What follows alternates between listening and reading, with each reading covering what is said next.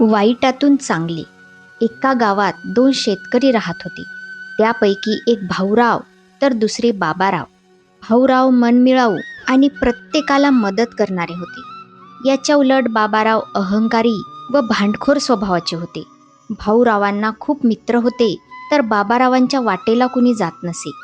दुर्दैवाने त्या दोघांची शेते शेजारी होती. गावातले लोक भाऊरावांना म्हणत, "बाबा रे, त्या तुझ्या शेजाऱ्यापासून सावध राहा. तो फार दुष्ट माणूस आहे. त्याच्याशी कुणी संबंध ठेवत नाही.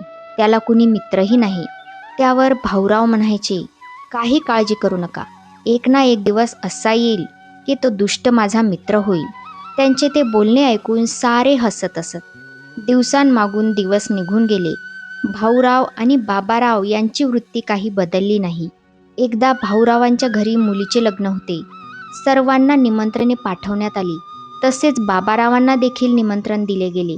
पण शेजार धर्म म्हणून त्यांनी काही मदत तर केलीच नाही आणि लग्नालाही आले नाही.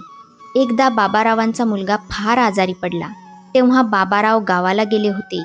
त्या गावात मोठा दवाखाना नसल्याने मुलाला तातडीने शेजारच्या गावी दवाखान्यात नेणे गरजेचे होते. मुलाची आई नेणार कशी?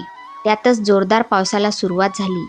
बाबारावांचा स्वभाव माहीत असल्यामुळे कुणीही मदतीला आले नाही. भाऊरावांना जेव्हा ही गोष्ट समजली, तेव्हा ते पावसातही बैलगाडी घेऊन मदतीला आले. मुलाला तातडीने त्यांनी शहरात नेले. शहरातल्या डॉक्टरांनी मुलावर तातडीने उपचार केले.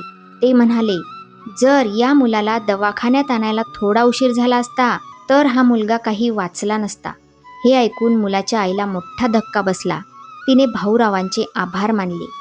गावाहून परत आल्यानंतर जेव्हा बाबारावांना ही घटना समजली, तेव्हा ते हादरले. ज्याच्याशी मी वाईट वागलो, त्यांनीच आपल्या मुलाचे प्राण वाचवले. ही गोष्ट त्याच्या मनाला लागून गेली. भाऊरावांच्या घरी जाऊन त्यांचे आभार मानले आणि हात जोडून म्हणाले, "मी तुमच्याशी फार वाईट वागलो. मला क्षमा करा." त्या दिवसापासून ते सर्वांशी प्रेमाने वागू लागले. तर अशा प्रकारे वाईटातून चांगले हा पाठ इथेच संपला. भेटूया पुढच्या पाठामध्ये. तोपर्यंत धन्यवाद.